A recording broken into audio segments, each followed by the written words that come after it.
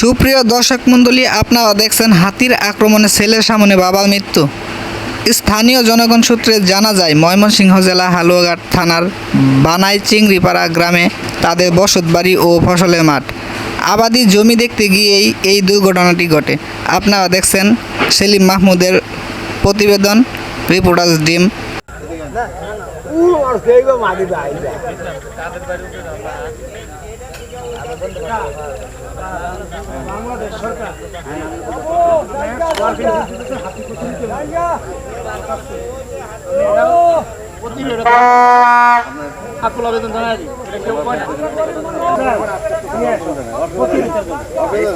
Solar pencil কোথায়? Solar pencil আপনাদের এখানে যে প্রতিদিন বন্যা আপনারা এই বন্য হাতির কবল থেকে রক্ষা পাবেন বলে মনে করেন? সরকারের কাছে আকুল আবেদন এই যে আমরা তাদেরকে ক্ষতি করতে চাই না, তাদেরকে জীবন নাশ করতে চাই না, তাদের প্রতিরোধ করা এবং এটার জেনারেটর মাধ্যমে শক্তিশালী জেনারেটর মাধ্যমে সরকার যদি এটা সহযোগিতা করে, তাতে সরকার সহযোগিতা করলে সব কিছুই ফয়সালা হবে। সুতরাং আমাদের আমরা রক্ষা পাবো, জীবন নাশ। এই যে মানুষ বারবার ক্ষয়ক্ষতি হইতেছে, বাড়িঘর ভাঙচুর করতেছে, এখন তাদের তো জায়গা বাংলাদেশ সরকার আর দিবে কোথায়? এই জায়গা ছেড়ে গেলে তো আমাদের জায়গা নাই দেওয়ার মতো। বাংলাদেশ সরকার যে জায়গা দিবে এই ধরনের কোনো জায়গা নেই। আমাদের এই জমি আমাদের ছোটোকাল থেকে এখানে বাল্যকাল থেকে এই জায়গাতে আমরা বসবাস করতেছি। সুতরাং এখানেই আমাদের বয়স এখন 60-68 বছর 70 বছর বয়স হয়ে গেছে। এখন আমরা যাবো কোথায়?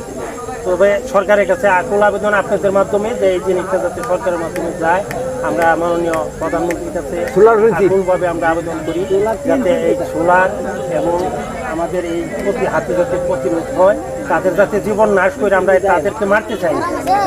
আমরা এই ফসল, বাড়িঘর, মানুষ যাতে কোনো ক্ষয়ক্ষতি না হয়, এর মাধ্যমে আমরা এটা একটা প্রতিরোধ চাইতে চাই। জি, আসসালামু আলাইকুম। মুরব্বী, আপনার বাড়ি কি এই জায়গায়? না। জি,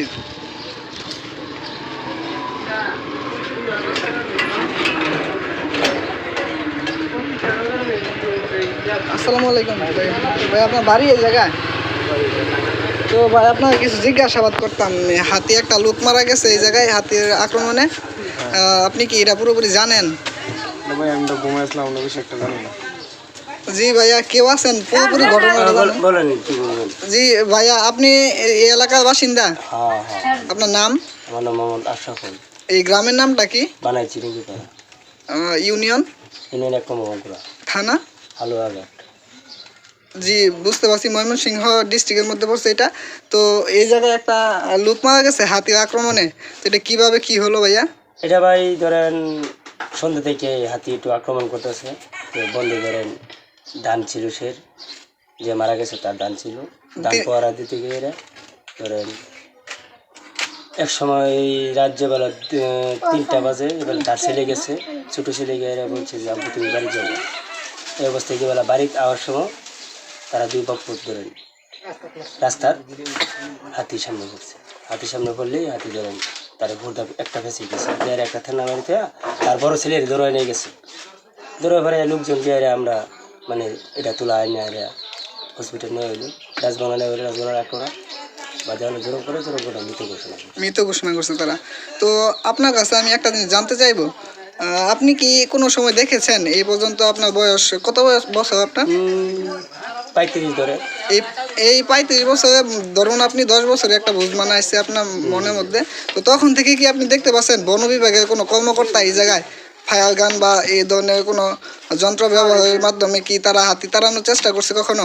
হাতি তাড়ানোর এমন কিছু তারা এই সময় করে নাই, কিন্তু যে বেলা আমি ছোট ছিলাম এই বেলা শুনছি গাহরির যে বেলা আক্রমণ করতো, এই বেলা তারা কাটুর বা ইত্যাদি অনেক কিছু ছিল। কিন্তু আমি বুঝবো না হওয়ার পরে, হাতি আওয়াজ হওয়ার পরে এমন কিছু পাইছি না তার কাছ থেকে।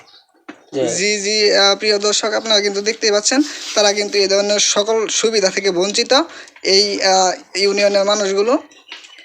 আপনারা এটি টিওনো বরাবর অনুরোধ রইল, দরখাস্ত থাকিল এই ইউনিয়নটিকে দেখার জন্য, সুব্যবস্থা দেওয়ার জন্য। ধন্যবাদ সকলকে।